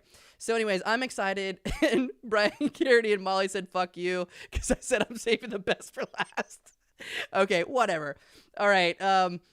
So the second best to last is going to be... Molly Graham. We're gonna introduce her. Don't forget to still donate. We got a couple more guests for you, but Molly Graham is an improv comedian, candle maker, and podcaster in Norfolk, Virginia. She is trained in sketch and improv comedy at the Push Comedy Theater in Norfolk, Virginia. Her podcast, How Embarrassing, with Molly and Jeff, can be found wherever you can listen to podcasts. Follow at How Embarrassing Podcast and give it a listen. Here we go, ladies and gentlemen. It is Molly Graham. Do you have a theme song, Molly? Because I didn't get that in an email, so you didn't send me your. I was gonna sing it. Am I on? Yeah, you're on. Ladies and gentlemen, give it up for Molly Graham. Brutally honest with Molly. Applause. Okay, and I didn't say this before. Let me real quick so I don't forget. Our last 2 guests are going to need your feedback or your responses, your questions. So please, right now, because there's a little bit of lag, any question that you have for Molly, any advice, anything that you have a question on, or you need relationship or work advice, type it in the chat right now. I do have a couple to start off while people are juicing up. Awesome. Well, don't hesitate though. All right, so go for it, Molly. Can you hear me? Is my first question. I can hear you. Thank God. I'm always worried about the audio. Okay, so I had people write in. Welcome to Brutally Honest with Molly. If you're a fan of my series on Instagram, Coffee with Molly, this is the opposite. Okay, first question. A chick barfed giving me roadhead after I drove over a speed bump. Oh my God. Whose fault is it? The girls? The girl's parents, first of all. I mean, someone raise her better. What? Why are you giving head in a car?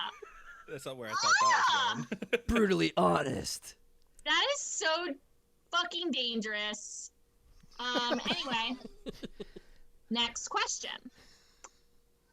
I want a small wedding, but my family is huge and I'm really popular. What do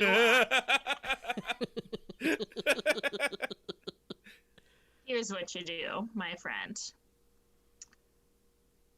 You don't get married. And here's why. Okay.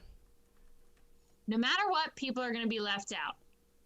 And I think that if you get married and people feel left out, you're fucked because you're not going to get good presents and people are going to be mad at you for the rest of your life till you get divorced. And then when you get divorced, they're going to be like, I wouldn't know. I wasn't at the wedding.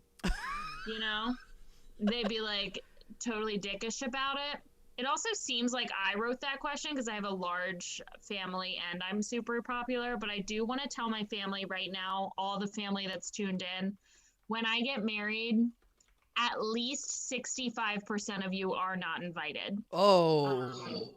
I'm sorry. I just don't like them that much. I have a huge family. There's no way I can like them all. Okay. Next one. I'm 38 and single. What the fuck? Whoa. Jordan Romero is 38? You just outed him. Holy shit! Nobody knows who that is. Not Yeah, think he's he old was as that crap, old. man. You didn't know that? Oh my god. Well, I would say That's not really that old. Okay, Brian. Okay, yeah. I would say he's probably single because he tries to date girls that are, and this is just me assuming, but I think he probably tries to date girls that are too young for him. You need to realize you're 38. You need to date girls your own age.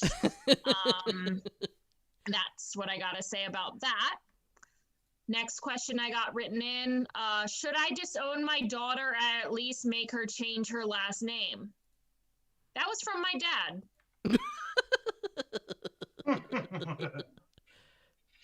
And that really pisses me off. So I'm going to move to the chat questions. Okay, what do we have? What do we have here? Okay, COVID has totally changed working standards. What's the best alcoholic beverage to drink to make it through the work from home day? Have you ever put Bailey's in your coffee, baby? You got your depressant, you got your stimulant, you're balanced out. So you're drinking the alcohol, that's your depressant. You're drinking the coffee, that's your stimulant. You're meeting in the middle, so you're drinking, but you're remaining sober. It's just science. And that's the truth. Brutally honest. I have a friend that wants to know how to get shit stains out of his underwear. You put it in the washing machine. Are you kidding?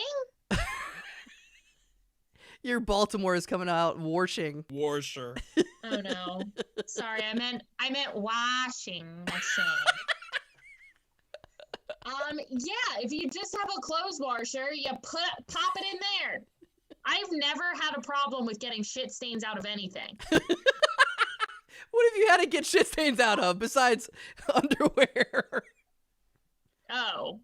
I mean, come on. Other things. Anyway. What's a good excuse to get out of going to Christmas dinner? A global pandemic. What is your breaking point for when you'll begin hooking on Monticello?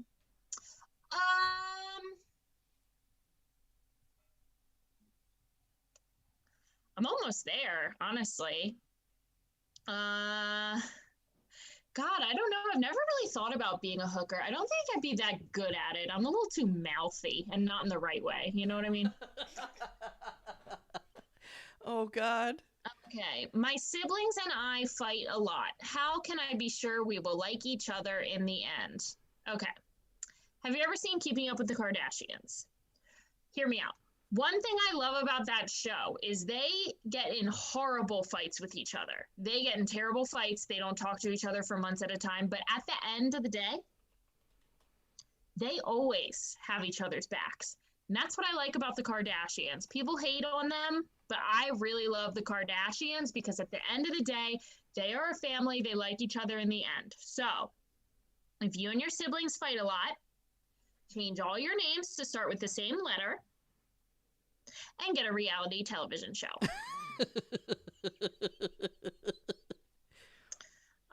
Okay. Any other questions we have here? Oh, man. Shit stains. Oh, I got one. Yeah. What's a good way to meet someone while under quarantine during a pandemic? Okay. Here's what you got to do. You put your mask on. Of course we're wearing our masks. So you put your mask on and you go for a walk in like a park, like a public place with lots of fresh air pumping through. Mm-hmm. And you walk around, you walk around, you walk around. And then you start coughing. And then catch someone's eye while you're coughing. And then you say, I'm just messing with you. I just want to get your attention, baby. Drip, drip, motherfucker! Brutally honest. Oh my gosh. Okay. I'm 38. Are fanny packs cool? No. Should I keep growing out my hair? Wait, what's the last one? Should I keep growing out my pandemic hair? Does the carpet match your pubes? Is that your brutally honest answer?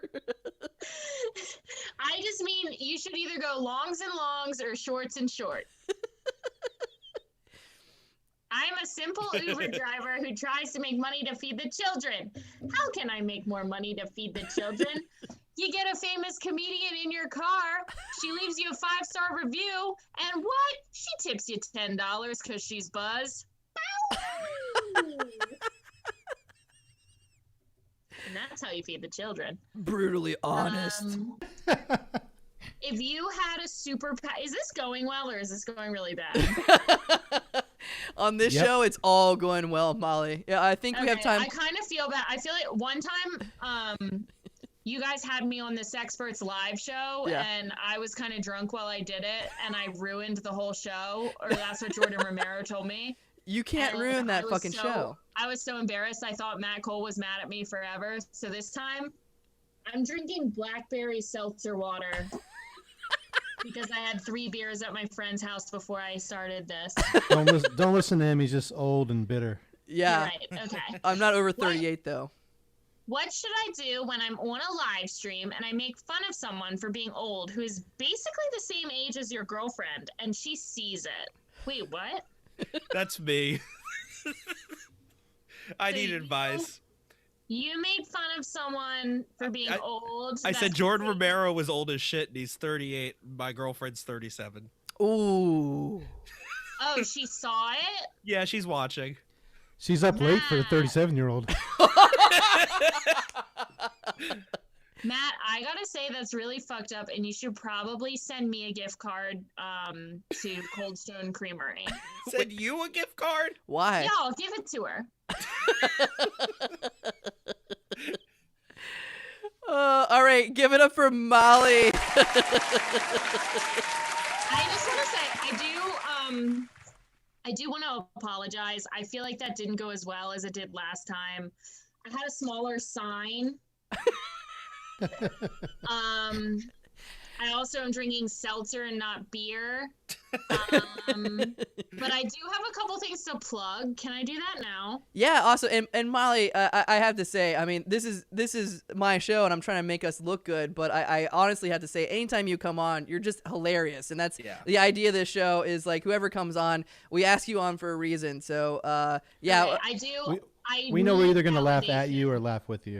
I need validation from other people. It's pretty apparent. Okay, a couple things about me. So I am the co-host of the How Embarrassing podcast with Molly and Jeff. woo! And we recently have decided to start pushing the podcast hard enough so we can become famous and quit our jobs. So if everyone could like and subscribe and share the podcast, that'd be great. I also want to talk about I make candles. Hey, Molly. Yeah. We don't give people a light on this show, but you're getting the light. Oh my Okay, God. I'm wrapping up really quick. Okay, so I also make candles. Low Blow Candle Co. And tomorrow from noon to 4, I'm doing an outdoor craft fair at the Plot on Granby Street, right across from Push Comedy Theater. I will be selling a variety of holiday candles. And I've got some match tins, I've got koozies, I've got a couple like fun accessories, and I'm probably gonna wear a really cute outfit. Wow. What time? So it's from noon to 4. Wow, that is awesome. Well, thank you, Molly. You are always Okay. welcome. Wait, oh, you got more. Sorry, my last thing. Yeah. Did you guys want me to stay on to help co-host, or should I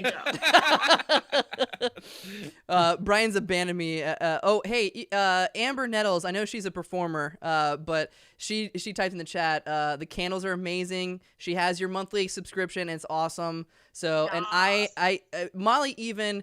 And I don't want to call out who this is, but I even had a personalized gift for a very good friend of mine that had the word pussy in it. And Molly made it for me, and it was a very great gift. And Did you your can get mom her... like it? What's that? Did your mom like it? Oh, God! Yeah, I was like, Molly, it's Mother's Day, and I need something that says And something... I was like, got it, pussy. Old pussy.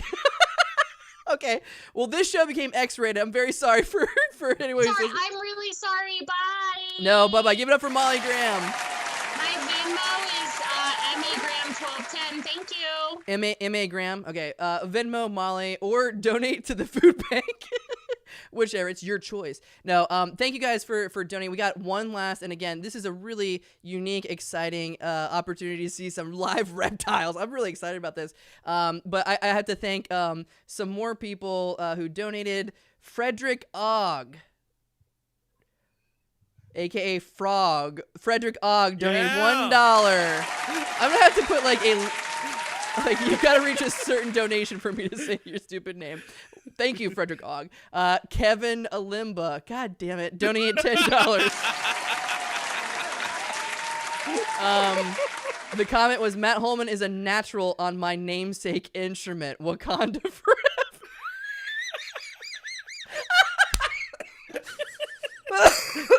Okay. Wow. Brian, were you serious? We hit 100 messages for the show? That's awesome. Oh, we did on Restream. We hit 100 messages. We've never seen that before. Okay, so this is a first for our show tonight, so give it up for us. Thank you guys so much for donating. Our last guest is going to come on in just a little bit, but I'm going to hype it up a little bit more. I'm going to give you guys time to gather any questions, like general animal questions, pet questions or whatever. As soon as you have these questions, type them in the chat. This is really, really cool. We had this guest on a few months ago, and he's awesome. He even hosts his own open mic show, and he's a great, I'll say it, a pillar of the community in the 757 as far as the arts go. So it's great to have him. Keep on donating. Go to streamelements.com/earprov/tip. Every cent that you donate is going to go towards the food bank of Southeastern Virginia and the Eastern Shore because people are struggling right now, especially in the pandemic. So we want to give back. So if you're enjoying this, transfer your smile, transfer your good thoughts, your laughter into money towards a good cause. I don't know if that works or not, but I'm just shooting this shit here for you. And I'm hyping up. Okay, and Matt Holman's jealous. He said, in my intro, you just talked about how much I like pineapple cider. Well, Holman, you get what you put in. All right, so this is real funny. It's an un-stand-up show. It's basically a variety show. Anybody can come on and do whatever the hell they want. And this guy, I can't wait to introduce him. Oops, the chat is popping up. All right, so ladies and gentlemen, here we go. Our final performer of the night. Let's get him on here. It's going to be Jorge Mendez. So George is an author, musician, and spoken word artist based out of Hampton Roads, Virginia. He has been the standing host of the weekly Monday night open mics at the venue since 2012. In March 2016, George published a book of his works titled Keys and Crowbars, released on San Francisco Bay Press, followed by Candy and Rigor Mortis in 2018, which he co-authored with JT Williams. He's a good friend of ours. He's an awesome guy. I can't wait for this. Ladies and gentlemen, he can feel your energy at home. Give him a big round of applause. Jorge Mendez! Yeah! Everybody. Hey, man. How you doing, man? Good. I'm sorry for. I hope this doesn't wake up your animals. I'm so loud. I'm such a loudmouth, but it's so cool. So I've already hyped up you to no end. So I'll just let you take it over and thank you for being back on the show. Hit it. Thanks for having me. Thanks for having all of us. It's always fun to get to do something a little bit outside of what I'm normally known for doing. Usually I'm doing poetry, which can tend to be kind of heavy, obviously, by its nature. So it's nice to do something a little lighter and show off some of my pets. So we got 5 animals to introduce you to this evening. Some are returns from last time and some are new. And this time we were able to get October a little more awake than he was last time, and he's not quite so fidgety, so we can keep him on camera just a little bit longer. We have some hibiscus here, which is almost like chocolate to a Herman's tortoise, which is what October is. Herman's tortoises are divided up into 2 categories, Eastern and Western. The Western ones are found in Spain and southern France, whereas the Eastern ones are found more in Greece, Turkey, and the Mediterranean. October, who keeps coming this way and away from the camera, is an Eastern. He is classified as near threatened, but the pet trade has been able to keep them from going on to the endangered list, which is really good. October is a strict vegetarian, though in the wild they are known to sometimes eat a bug or two. While they're in captivity, it's recommended that they be strictly kept on a vegetarian diet. He's on a new surface, so he's doing a little bit more exploring, and he doesn't seem super interested in the hibiscus. Nah, he doesn't seem to be feeling it right now. It's why is he afraid to make eye contact with me? He's seen what's inside your soul before. He didn't like it then either.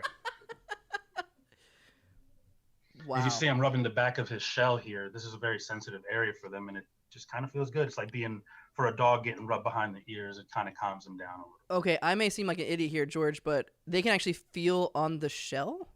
Yeah, the shell, there's a common misconception that a turtle can actually leave its shell like a crab might be able to, like a hermit crab might be able to. It's part of its body. It's part of its skeleton. It can't be removed from it. And it's got nerve endings just like anything else would. I did not know that. Wow, that's cool. Yeah. He also tends to follow sound, which is why he keeps turning towards my voice. Oh, there you go, Brian. It's not I'm just because you have a I'm over bad here, haircut. buddy. There you go. You ready to go back home? You're making me hate myself, Turtle. Am I not good enough for you? This is my assistant, Sarah, a.k.a. Wifey. Give it up for Sarah. She'll be grabbing our next animal shortly. Which is a crested gecko, also known as an eyelash gecko. These live, you were fascinated with the mortality rates of reptiles, as I remember last time. Yes, because I'm an idiot. Reasons which I won't explore tonight. But these live to be about 15 to 20 years old. You can get a better look at them there. Whoa. So get a little closer to the camera with them if you like. I'll just stand back and do some talking. These little guys come from Southern Caledonia. If you see his eyes, you can see why he's also known as the eyelash gecko. They are nocturnal, so he is wide awake right now and very, very excited. He is arboreal. In the wild, they live up in the trees, but they are unfortunately prey in the wild. In the wild, it's very rare that they live more than 3 or 4 years. In captivity, they can live between 15 and 20 years. because of course we've removed predators out of the equation, so they tend to live a lot longer than they would out in the wild. Is he mocking me? He looks like he's mocking me. No, what he's doing is you see he's biting on her finger. She Yeah. doesn't feel that really. It's kind of just a light pinch. He is remarkably aggressive to be such a tiny little guy. And the reason he's like that is because he came to us as a rescue. He was mistreated by his previous owner. He wasn't on a very good diet. Oh no. And Sarah's been working with him for about 2 years, and we can finally actually take him out of his enclosure to the point where he won't just try to go leaping all over the place. He's a really sweet little dude, isn't he? He's always biting on, chewing on something. He looks like he's about to leap towards me. They are jumpers. They leap quite far. They're a really cool pet.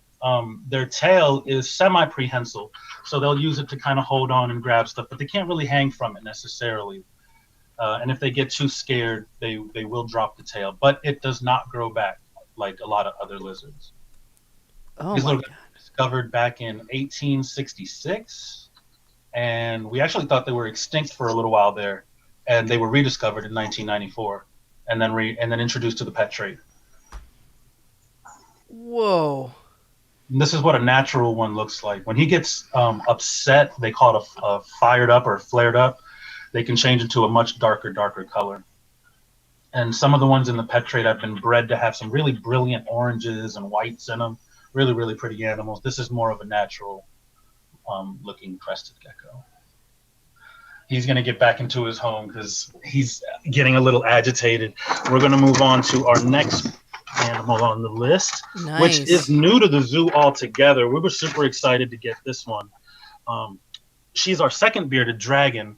However, sadly, we lost our older bearded dragon over the summer. To old age, and we had to make the really difficult decision of putting her down. But about a month ago, we got this little young lady, and this is Igloo. Igloo is a bearded dragon. You can put her a little closer. There we go. There's Igloo.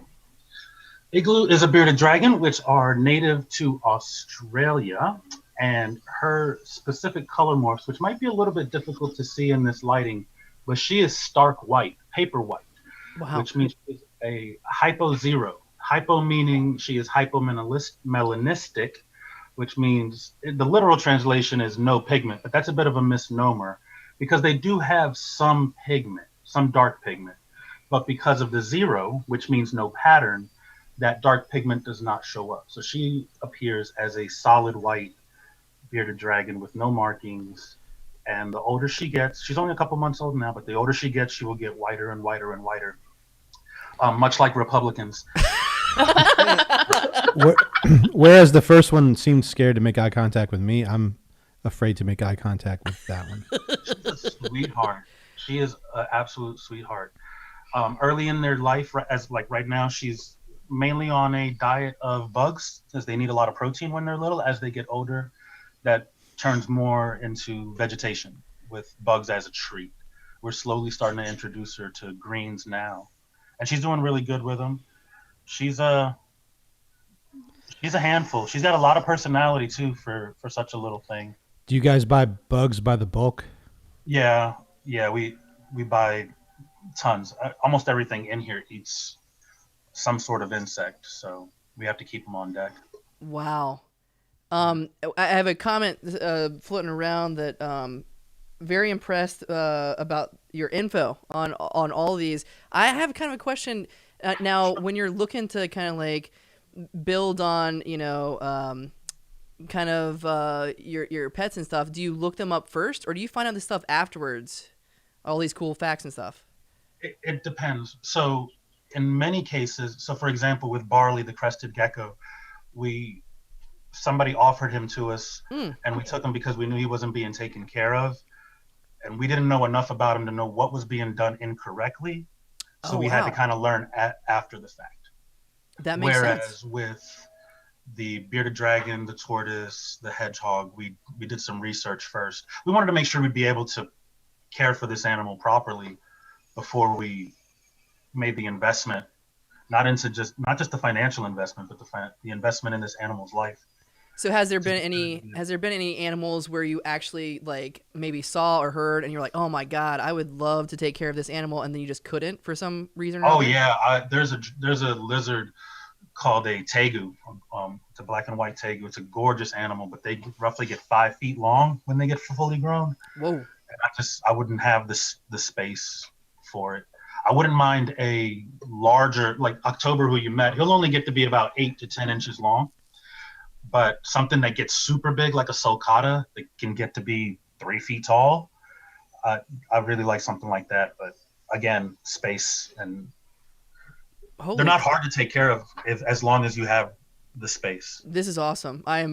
It's so cool because people keep saying they're learning so much, and it's so interesting. If you guys have questions out there for George, please type them in. I know there's a little bit of lag here, but all right, what we got next?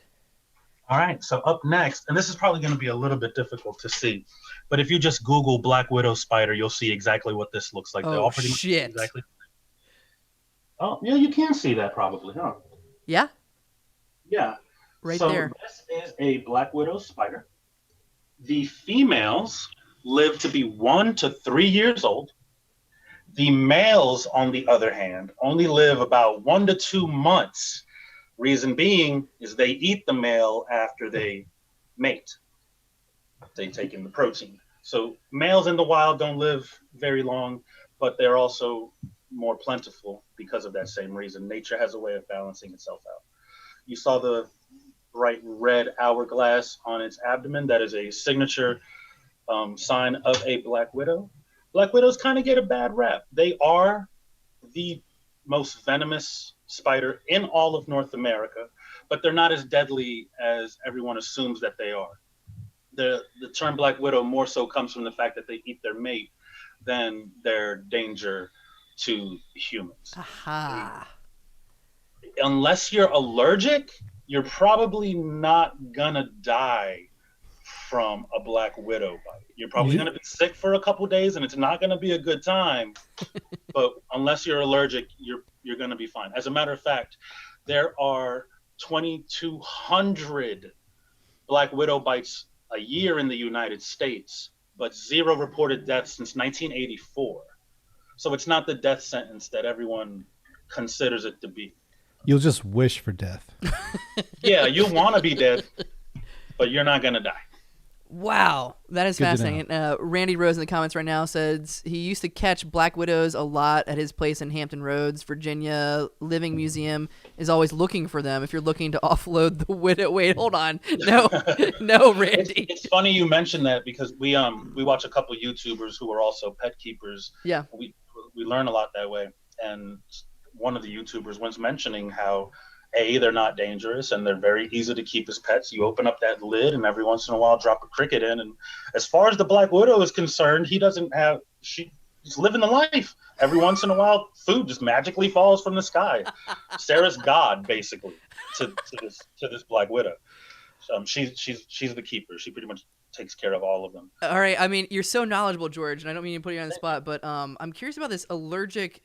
Do you have to be allergic specifically to the black widow bite, or is it just kind of like venom in general, or do you know? No, what I mean? to the black widow bite. Okay.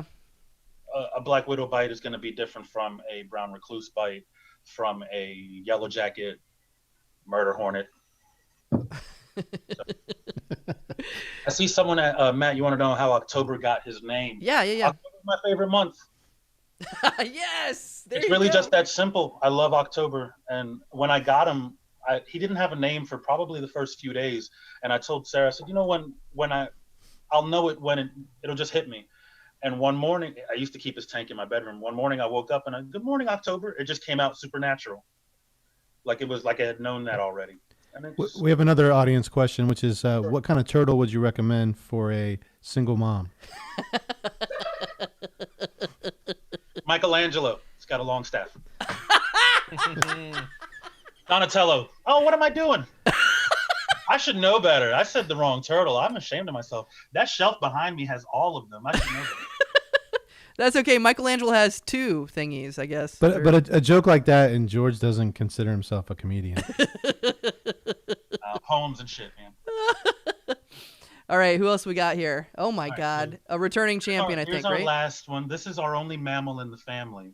This is Agatha. She made a big hit last time, and Yes. she's gonna eat these mealworms up. Yep. Agatha, unlike October, does not care where she is. She will eat at any moment of the day. Whoa. Agatha is a hedgehog. They live to be about 5 to 6 years old, Matt. She is nocturnal, so right now she is wide awake. She's probably not feeling the light too much, but Yeah. she's okay. There are 17 different species of hedgehog on the planet. The ones used mostly in the pet trade, and the type that Agatha is an African pygmy hedgehog. She's a chunker too, and she's super fast. I wonder So, if she could play Matt Holman's rain stick. Yeah. Doubt That sounded dirty, Brian. As you can see, she eats bugs, and she also eats a high protein cat food. She's a big old chunk. She balls up when she's scared. Does not like being on her back, as you can see. Oh no. When she gets aggravated, she'll do a little huffing. Her nose going back and forth real fast is how she gets information about her environment, because her eyes aren't very good. She can't see very well, but in the wild, like I said, they're nocturnal and they live underground. So she does most of her hunting using her smell and her hearing. Can she distinguish between people? Like, does she know who you guys are? Yes, she can. She very much knows that I'm not mom. Okay, so next question: who does she like better? Mom. She belongs to Sarah. She was actually Sarah's graduation present when she got her undergraduate degree. Oh wow. And I remember this from last time. That it feels kind of like pinpricks all over, so that's why she's kind of handling her kind of gently. But yeah, Sarah's kind of gotten a whole lot more used to handling her. The rare occasions when I do handle her, I tend to use gloves. But if you go like this, she's pretty. Oh, well, there she goes. Don't jump, and she will jump. Ooh. Do you ever get? Do they ever get lost in the house and you got to spend time finding them? Oh, No. Our previous bearded dragon, when she was big enough, we would just let her roam the house, but she was too big to lose, really. The rest of them right now, you can't really do that with. The bearded dragon will get full grown in about a year, so we're looking at about another 9 to 10 months maybe, and she'll be full grown, and we'll be able to introduce her to the environment a little bit better. If you had to guess, how many spikes do you think she's got? Brian's 4. On average. It's On in- 4. 4. On average, man, I'm gonna look like a dummy, but I'll go first. 7,000. How many? I said 7,000. 1900. I was gonna say 6,000. Matt's closest. Yes. 5,000. Oh, but he went over, so I won. 5,000 little quills. I said 4. Oh my God. Okay, here's a question. Do any of them play well together? I know you brought them out separately for this show, but do they ever get to interact with each other? Any kind of animals Not in your? really, Yeah. no. Sarah's done some photo shoots here and there for Hmm. Agatha's birthday, Aggie, October, and Pangea. That was our other dragon, the one Yeah. we lost. They did a little photo shoot together, but for the most part, no, they're not. They don't interact too much. Yeah. And in the wild, hedgehogs are very, very solitary creatures. Hmm. Bearded dragons, it depends. You'll find a lot of female bearded dragons clustered together, but males will not. So the hedgehogs are like the Matt Cole of the wild, Yes. nocturnal and solitary. That's. Black it out. Wow. This is Yeah. incredible. That's some of the animals in the zoo.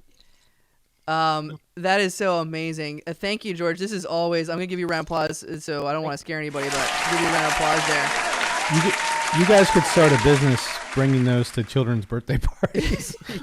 Yeah. It's an educational thing too, and I know Molly Graham on the show right now. I don't want to call her actual job, but she works in kind of like wildlife education, I think, right, Molly? Are you? She's probably drinking. Anyways, all right. Patrick has. Yeah, baby. Educate the kids. Yeah, kind of more aquatic wildlife. We won't give it away. Patrick C. Taylor has a question for you. I think this is a pretty interesting one. Would a black widow be dangerous to animals of that size? Okay, that's interesting. Oh, that's a good question. I would imagine so. I would Yeah. imagine so. Yeah. If it would make a human sick, for 2 to 3 days Yeah. or longer, then I would imagine it could possibly kill something like that. You might have gone over this one, but Emily Fletcher, and I think she's been watching this whole time, so thank you. She says, does she bite at all? Aggie? Yeah. Yeah. If you happen to smell like food, or if you get, we're firm believers that if an animal bites you, it's always your fault. Yeah. Plain and simple. It's very rare that animals don't have a malicious nature. They don't say to themselves, yeah, I'm gonna just give this human a bad day. You did something that caused this animal to react that way. I had the same approach when teachers would call. Super duper rare, and it's usually an accident. Yeah. I had the same approach when teachers would call and complain that my kids had bit someone in their class. I'd say it was probably the other kid's fault. I'm a firm believer. Well, I'm going to give an applause for George for sharing his home with us. This is so great, and this is such a great show for this because you can open up basically your life and your pets and everything to us. And we're so glad that you came on tonight, coming back and sharing your friends with us. And if you guys have any other last questions for him, I'm going to ramble for just a little bit more. Yeah, I think it's really cool that you shared all these wonderful animals with us. Is there any more comments that I missed in here, Brian? I thought I had one, and I think I may have just lost it. Okay. Well, come back on and see us, especially if you bring on another person or animal to your crew. George, get it one more time for Jorge Mendez. Thank you, George. All right, well, this is coming to the end of the show. If you have any last-minute donations, please send them on to your way. I've had a long week, by the way, and I think I just had a stroke. I had something to say, and I was like, blah, blah, blah, blah, blah. But we'll wrap up the show here. Thank you guys so much. We're almost to the end, and we have $134 in donations. Thank you guys so much. Like I said, all this money is going to go to the Food Bank of Southeastern Virginia and Eastern Shore. And this is kind of a test run for us. We haven't given to the food bank yet this year. And later on, I'm going to have a 24-hour live stream called Coachella on my birthday, December 18th and 19th. And we're going to give all that money to the food bank. I'm going to try to raise $3,500 because I'm turning 35. It's not quite 38, so I'm not over the hill. You're not going to try. You're going to raise. That's going to happen. Oh, not if I have a say. No. So I just want to put that bug in your ear. So thank you so much for everybody who watched, who shared the stream, who listened, and I want to give a huge. This is always one of my favorite nights of the month because we get to see such crazy stuff. And I didn't even introduce Molly yet, but give it up for Molly Graham. She couldn't help herself. There she is. Give it up for Matt Holman. Give it up for Matt Holman. Give it up for Jordan Burton with a fashion show.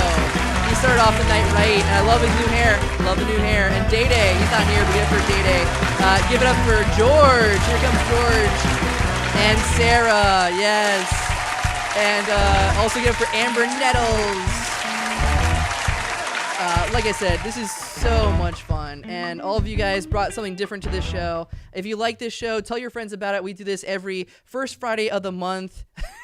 Every first Friday. Thank you guys. Every first Friday of the month, we are always fundraising. We are so happy to be here. And my birthday is December 10th. I'll see you guys then.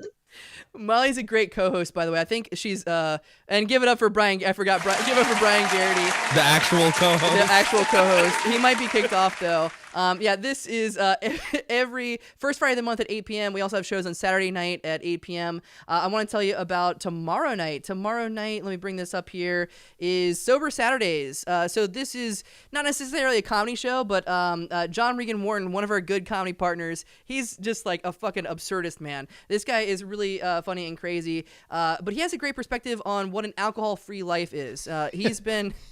Shut the fuck up. He has a funny, crazy perspective on an alcohol-free life. No.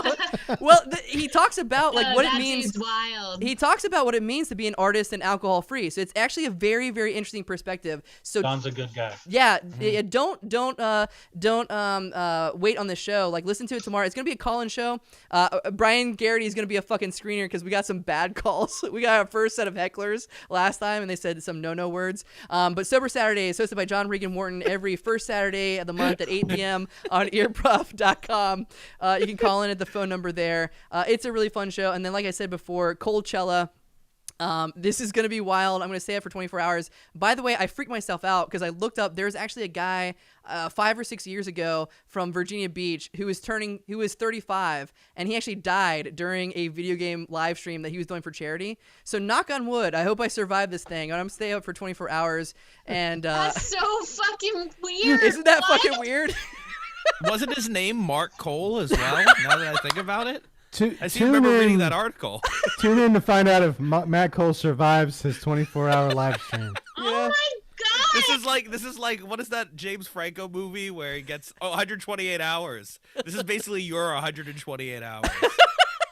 Okay, well, tune in to see if I survive or not. Once again, I'm looking at the screen in the Zoom room. Everybody is spectacular. Brian Garraty, go ahead and post the Zoom room link. If you're watching, if you're a fan or a family member, come on in for the after party and say hi and thank us for the wonderful entertainment. If anyone out there watching tonight can give me a ride to my car tomorrow morning, slide into my DMs. Okay, and thank you. I want to specifically mention family members because Matt's parents, especially Frank Holman out there commenting. Thank you so much. He watched, and he's a lovely dude. I met him, But not my mother. You're not gonna say nice things about my mother. No. Just my father. No, just your father. No, To be honest, your mom didn't comment. No, actually, I forgot That's your just mom. because she can't. I forgot She's your not mom's good name. with the text stuff. I'm sorry, I forgot your mom's name. So thank you, Mrs. Holman. Okay, we're gonna end the show. I don't want to end it, but this is such a fun night. Check out Earprov every Friday and Saturday at 8 p.m. We have fun new shows with new cast. Next week, what is going on next week? Oh, we have a a read through of a holiday Hallmark Christmas parody. I didn't say that in the right order, but it's a read through of a brand new script by Anna Sosa and Evan Hartley. That's Saturday at 8 p.m. It's going to be a mess. I'm trying to do the tech for it. And American Master Debaters, the silly debate show. We have fun stuff. And Lana just came on. She just said, hey, y'all. So, hey, Lana. And good night. All right. Give it up for everybody. Thank you, guys. See ya.